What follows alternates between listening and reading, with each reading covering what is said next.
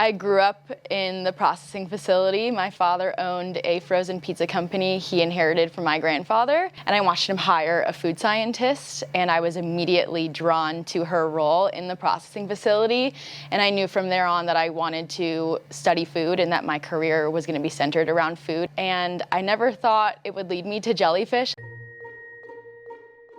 But I would say my research has opened up a whole new world to food science and using jellyfish as a potential ingredient in frozen foods we all know and love.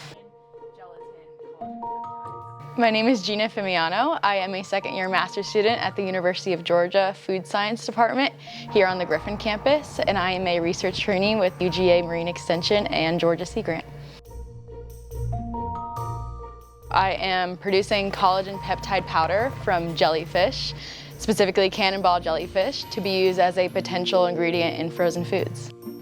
So I always go back to the ice cream example. We've all opened a container of ice cream from the freezer and it was filled with those annoying ice crystals. And you're like, oh darn, my ice cream is not good anymore. The texture is completely changed, the quality is altered.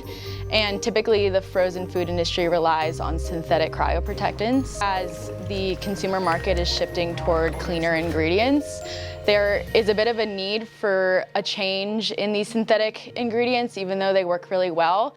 I'm looking into collagen peptides to alter crystal size. Peptides can potentially help lower the ice crystal growth and reduce freeze damage, resulting in smaller crystals and an extended shelf life in frozen foods like ice cream.